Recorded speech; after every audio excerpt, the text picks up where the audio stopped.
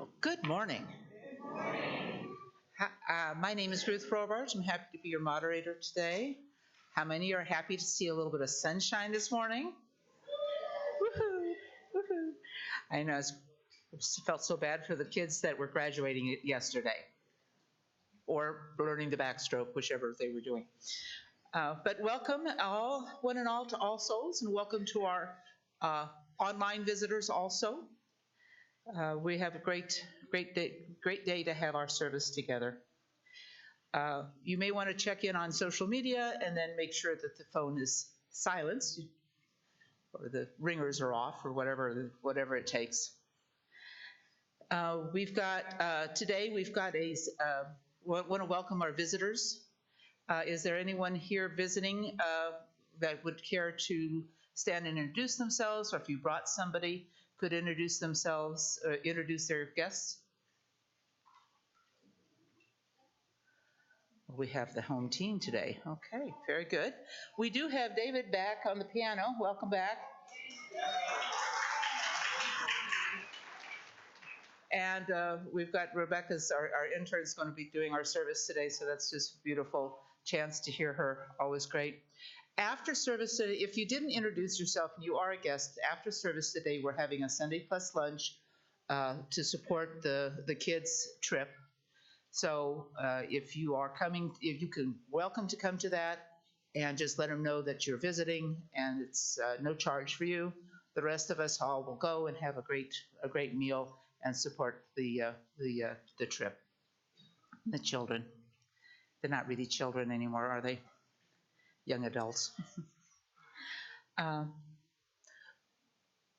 We're going to have kind of a different thing today because I want to introduce next. Our board president. We're going to have a tiny little meeting. Lucky us. All right, good morning. I'm Scott England and president of the Board of Trustees. And as Ruth said, today is a little bit different. So I'm officially calling the annual meeting to order because our bylaws require that we meet in May. However, for those of you who have read The Flicker or The Flame, you may be aware of the background. For those of you who haven't, due to an assumption that I made that the annual meeting was automatically scheduled and an oversight of checking the calendar to make sure that it was, we found out in March that no, it wasn't on the calendar. And oh, by the way, there's a wedding scheduled at Simpson House starting at 1:30. with about 200 guests. So in order to avoid the conflict with parking and crossover, the decision was made to postpone the full annual meeting until June 2nd. But in order to meet the requirements of our bylaws, we need to officially meet in May, so hence our short abbreviated meeting here.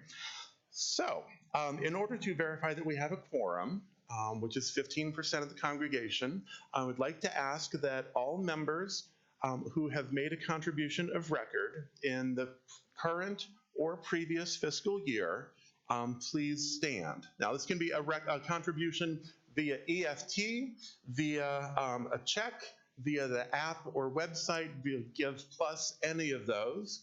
Okay, and 1, 2,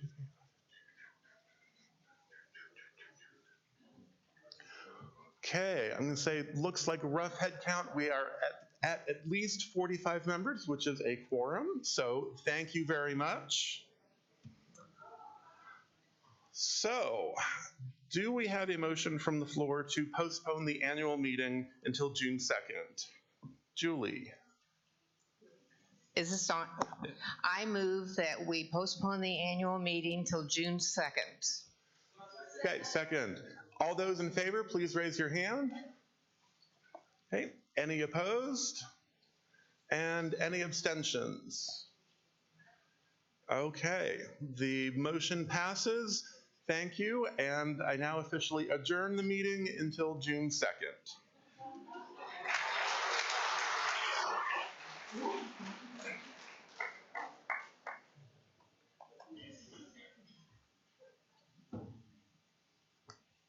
Never a dull moment, right?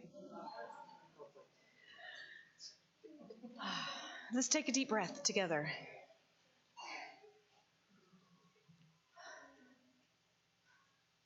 I begin our service with the words of Victoria Safford, speaking about what it is that we do as a church. And what do we do as humans? She writes, "We've been doing this a long, long time. This staring into space and imagining. Everywhere and always we have done this. And as far as we know, we're the only ones that do. Or can. Cats watch the moon for hours. Birds fly in its shadow. Dogs howl when it's full. But no one else makes stories. None make music or art or religion out of wonder. No one else is asking why, or what if, or how, or what now. Nothing else on earth that we know of, nothing else in the universe that we know so far, looks at the stars or the land, at their own existence, or their own face in the mirror, with questions and terror and reverence and awe. We're the part of all of this that laughs and loves and notices. The part of the universe that can scratch its head in amazement. The part that falls to its knees in humility and in prayer. That's our job in the world, our unique calling, perhaps the most important work that we do. Our calling is not just to notice, but to make a sustained and sustaining response. To act like a God. Our calling is alchemy, to transform wonder into something that endures even after the moment of wonderment passes. The calling is to transform awe into some kind of commitment, some kind of promise to stay awake and keep alive the change that took place in you, the emotion that took hold of you, the question that astounded you when you saw the star or the flash of the cardinal's wing, or whatever it was that amazed you. This is the practice of staying awake. We are here together in our weekly practice of staying awake, of transforming awe into commitment. It's what we do every Sunday when we are here together for worship. And we will begin our worship today, as we do every week, by kindling the flame of our chalice.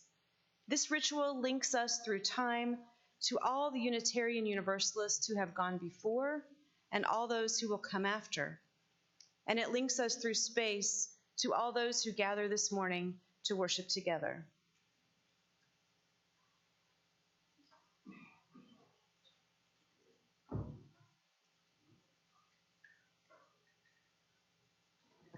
Good morning. My name is William, and I light this chalice for a free and responsible search for truth and meaning.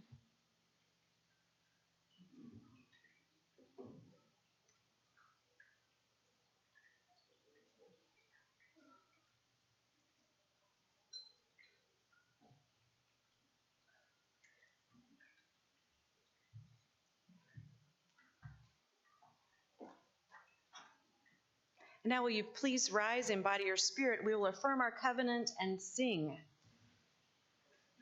Together we affirm, goodwill is the spirit of this church, and service is its law.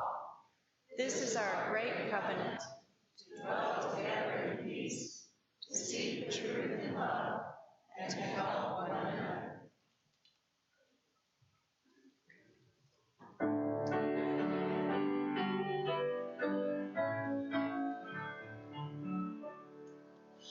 Knowledge, they say, drives wonder from the world. They say it's to go over dust ablaze. It marvels at their feet while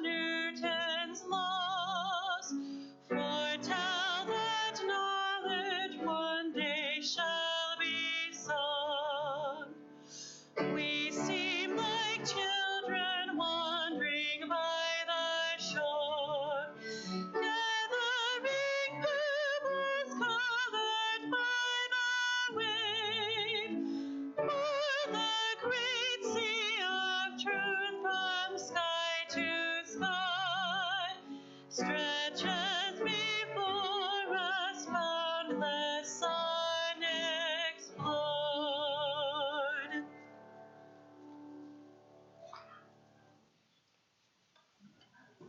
Good morning. Today is the last day of our Mystery Friend program. 46 adults, children, and youth have been exchanging mystery letters with each other. And today at the Sunday Plus lunch, your children and youth will get to meet your adult friend for the first time. I want to thank you, children and youth, for sharing your letters and artwork with your mystery friends. And I want to thank you, adults, for choosing to develop a friendship with a special child or youth here at All Souls. In just a moment, I'm going to invite all of you to stand and be recognized. Perhaps while you're standing, you children might want to look around and see if you can guess which adult might be your mystery friend. Would all of our mystery friends, our adults, children, and youth stand now, please? And let's give them a big round of applause. Yay.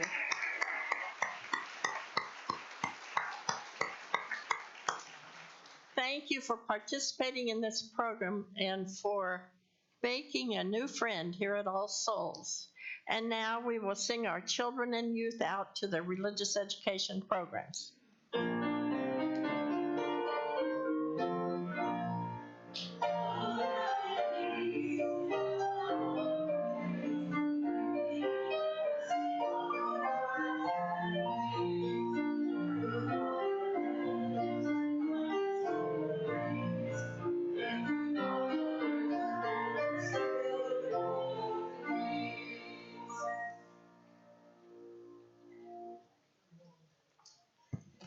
And I'm back.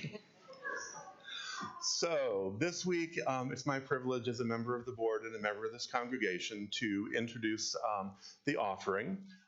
Most weeks, we have a special offering designee where we split the proceeds of the offering with a nonprofit that we've chosen that meets some of the social values that we hold. However, at least 1 week a month, all parts of the offering go towards the general budget. This is one of those weeks. As you've been aware this year, we had a singularly large pledge that was not renewed, which put us in a bit of a deficit position. Y'all have been great at increasing pledges, at increasing giving throughout the year. We've made significant progress in reducing that budget, but still we'll probably end the fiscal year with some deficit. But given that, the board has been working really hard on coming up with a budget that meets our pledge and expected income. We'll be presenting that at the annual meeting. And so thank you for your support so far. So the offering will now be graciously given and thankfully received.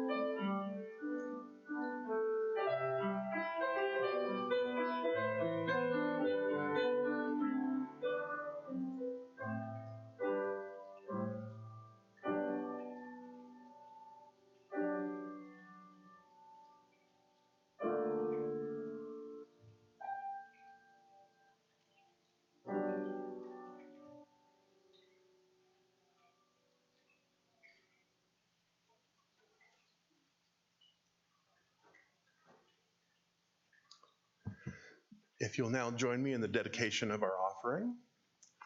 We dedicate our offerings and our actions to the mission at the heart of this congregation, to build a respectful, caring community, to inspire personal and spiritual growth, and to create change toward a just and compassionate society.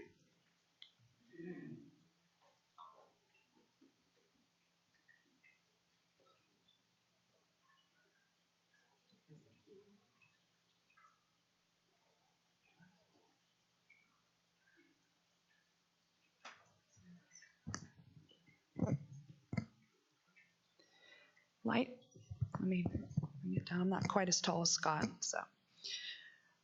Life can be explained by its underlying chemistry, just as chemistry can be explained by its underlying physics. But the life that emerges from the underlying chemistry of biomolecules is something more than the collection of molecules. As we will see, once these molecules came to reside inside cells, they began to interact with one another to generate new processes like motility and metabolism and perception. Processes that are unique to living creatures, processes that have no counterpart at simpler levels. These new life-specific functions are referred to as emergent functions. The origin of life is but the first of many emergent functions we will encounter. A recent example is the emergence of self-awareness, our human ability to perceive the functioning of our own brains and call it consciousness. That in turn has given rise to the emergence of art and science and religious reflection. Emergence, something more from nothing, but life from non-life, like wine from water, has long been considered a miracle wrought by gods or God. Now it is seen to be the near inevitable consequence of our thermal and chemical circumstances. I respond to the emergence of life not with a search for its design or purpose, but instead with outrageous celebration that it occurred at all. I take the concept of miracle and use it not as a manifestation of divine intervention, but as the astonishing property of emergence. Life does generate something from nothing, but over and over again in each emergence, even though fully explainable by chemistry, is nonetheless miraculous.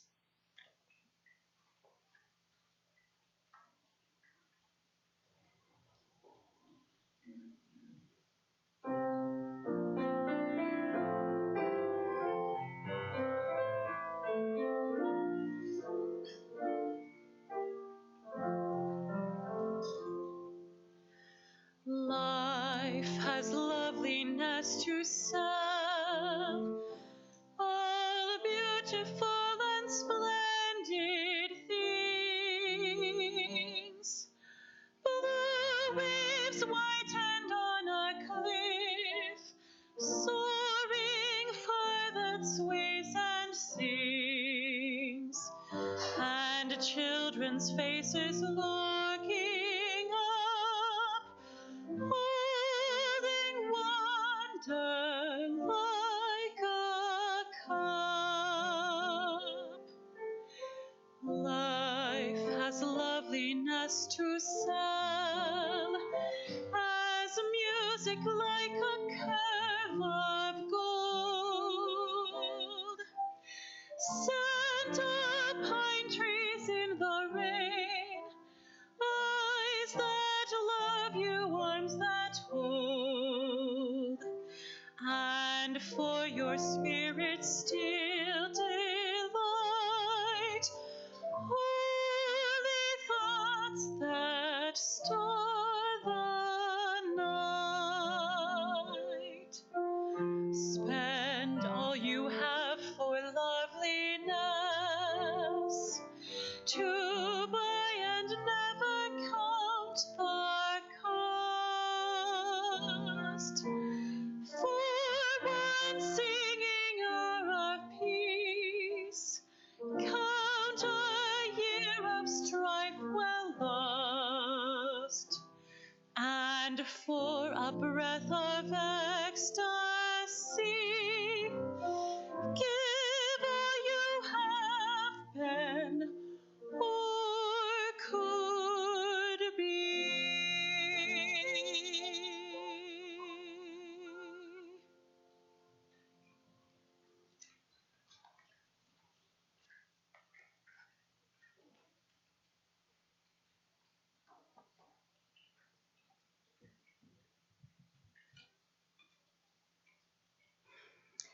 How many of you, and you can raise your hand if you wish, if you remember learning about photosynthesis? Anybody remember? When you learned that 6 molecules of carbon dioxide plus 6 molecules of water plus light yields a sugar molecule and 6 molecules of oxygen, did you say, wow? Or were you more like me and like, I just got to get this down right? How about when you learned that animals and plants evolved in such a way that respiration, one of their basic functions, each provides exactly what the other needs, and that plants and animals have been exchanging oxygen and carbon dioxide for as long as plants and animals have been alive? Were you amazed? I don't know. I don't think I was. I think a lot was wasted on me as a young person. Mostly I worried about getting it written down, and I think my science teacher was really more interested in the science standards than in inspiring awe in his students. But it is amazing. And it's a shame that we forget to be amazed. Peter Mayer, who is a Unitarian Universalist singer-songwriter, has a song called Ordinary Day, describing what's happening on this planet every day. Some of the lyrics are, I'm standing on a planet, breathing in the atmosphere. Waves vibrating in the air are beating on my ears. Invisible forces are holding me down. I'm spinning faster than the speed of sound. There's a giant black hole in the center of the galaxy. There's a blueprint of my bones in every cell of me. And everything with weight is warping time and space. I guess it must be just another ordinary day. Our ordinary days are really not that ordinary. When we take time to look, we can find reason to be amazed and awed at all that has come together to make our existence possible on this singular rock hurtling through space. Our Unitarian Universalist tradition draws on that experience of awe and the teachings of science, in addition to the inspiration and learning from the Judeo-Christian tradition and other world religions. At this intersection of wonder and science is a religious orientation called religious naturalism. Have you heard of this before? Many of you have. This spring, I was so lucky to take a class with the religious naturalist Ursula Goodenough. I'm a bit of a fangirl, so it was a wonderful experience. She's a cell biologist and a professor and a frequent wise writer about religious naturalism. In her book, The Sacred Depths of Nature, from which you heard an excerpt earlier, she writes that humans' fundamental existential concerns are these two things: how things are and which things matter. How things are is another way to say cosmology. It's the way we try to understand nature and all that nature includes, the universe, all of life, including humans and human systems, rocks, rivers, trees, what happens after we die, why there is suffering or natural disaster or evil. Which things matter is a way to talk about a morality or an ethos. Examples include the 10 Commandments, the 5 pillars of Islam, or the one I grew up with, the Girl Scout Law. How things are is cosmology. Which things matter is morality. Goodenough writes, the role of religion is to integrate the cosmology and the morality, to render the cosmological narrative so rich and compelling that it elicits our allegiance and our commitment to the emergent moral understandings. The cosmology, or the cosmological narrative that Ursula Goodenough and other religious naturalists would offer, is the story of nature, backed by science. This narrative includes the Big Bang, the epic of evolution, the advent of human consciousness, and the evolution of human cultures. Consider this one very small part of the story, which I believe is rich and compelling. Scientists believe that life emerged on this planet 4.5 billion years ago.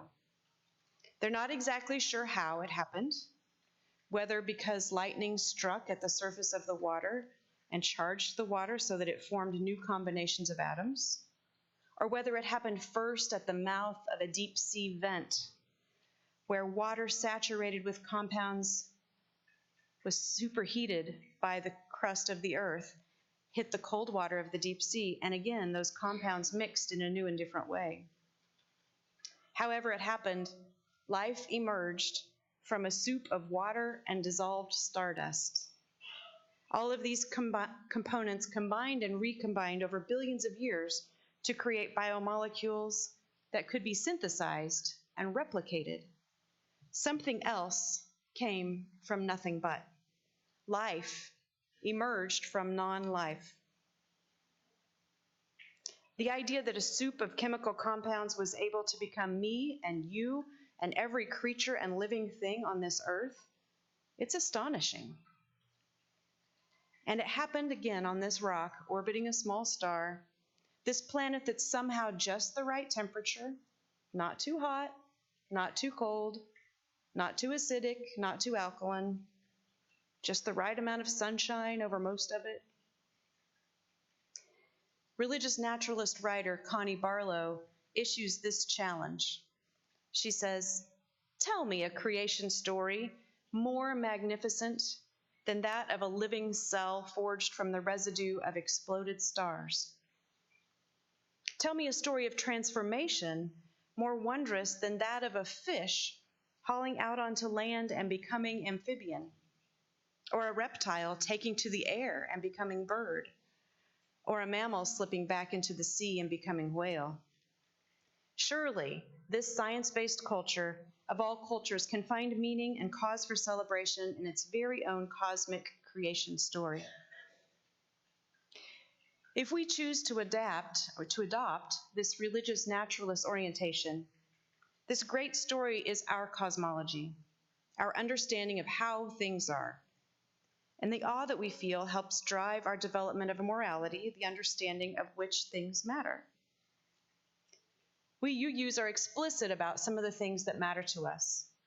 We have a list of principles that we covenant to affirm and promote.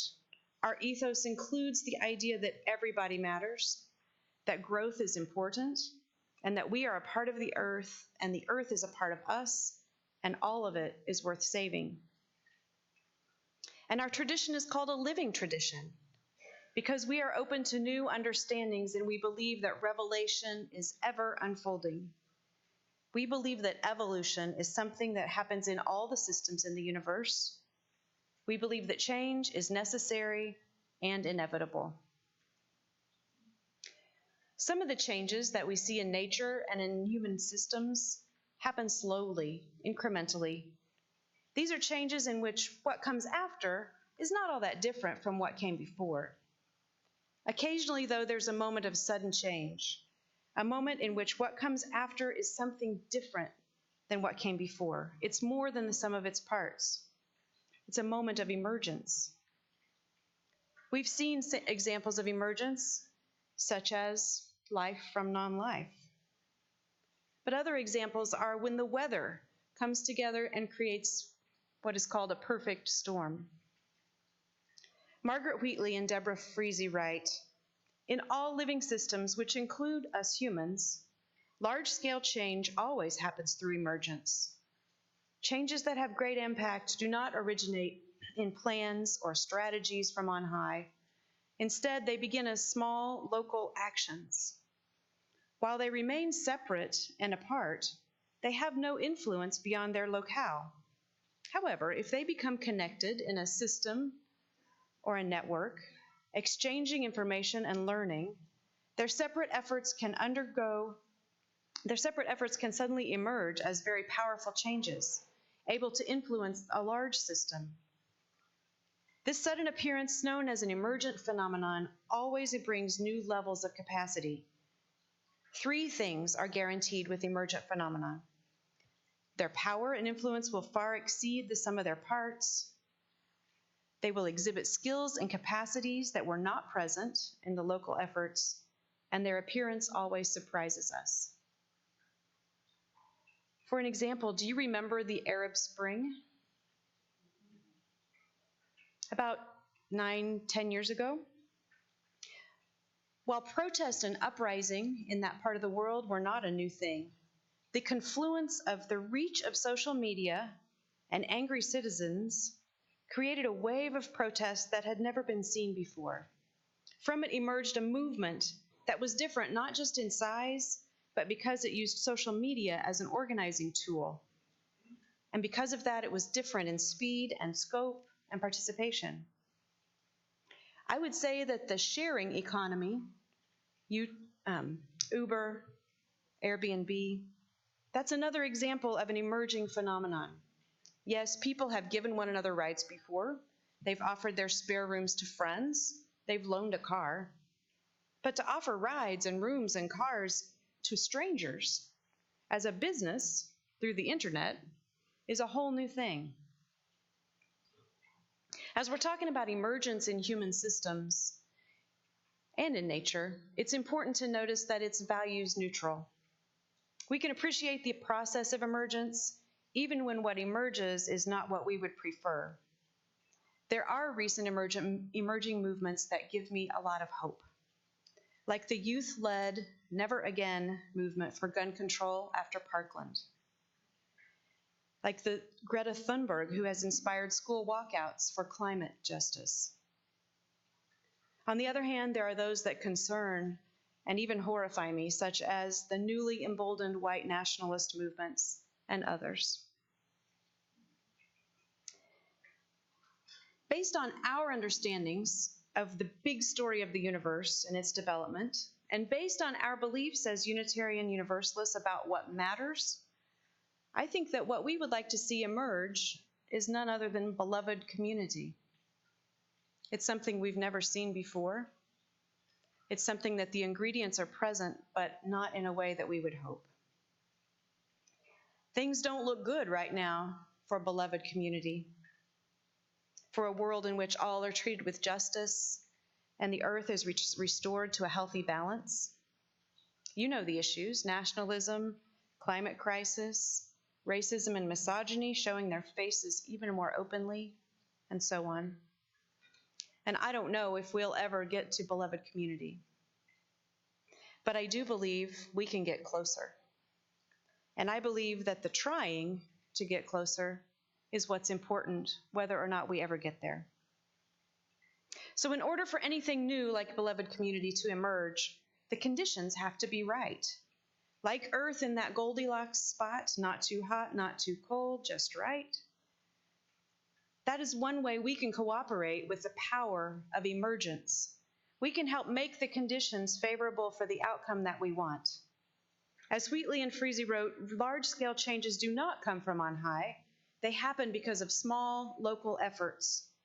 And we don't get any more local than starting with ourselves.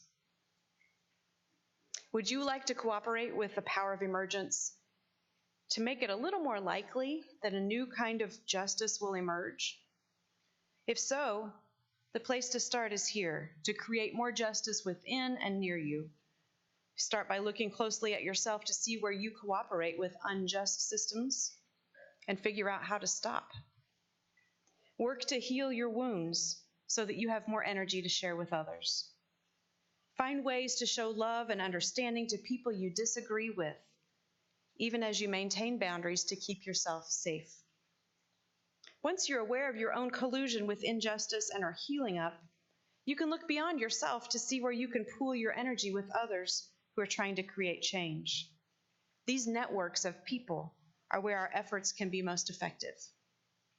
And creating conditions in which more people love themselves and feel cared for and understood will help movements for justice emerge and it starts with each of us. Maybe you feel the most urgency about climate change, climate crisis, and would like to help an ethic of care for our earth emerge. Same way, you find what you're doing yourself, spread it with people near you, create networks, and find ways to encourage and inform and support individuals and systems to do it all better. You can make an opening for innovation and then be there to support it. Or maybe there's something else you'd like to bring to the surface. What is it, and what conditions can you create to make that emergence more likely?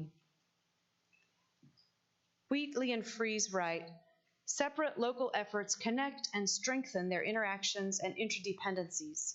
What emerges as these become stronger is a system of influence, a powerful cultural shift that then greatly influences behaviors and defines accepted practices.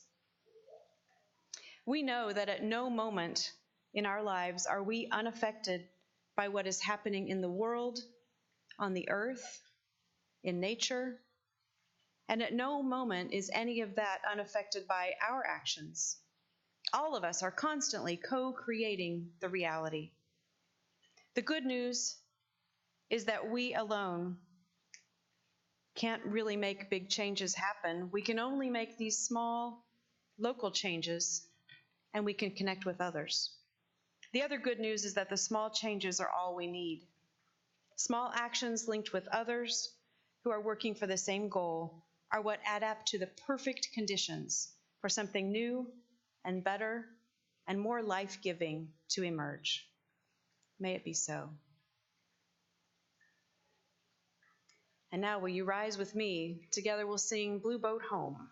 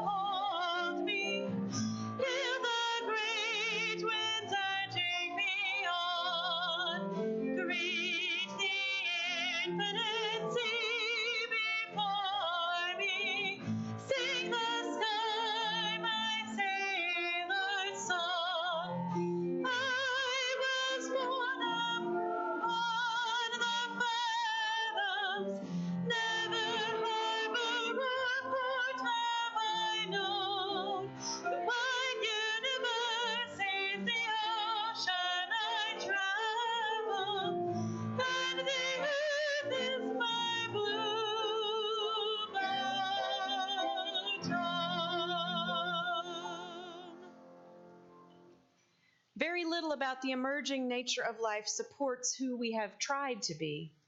Life invites us to play along, discovering as we go.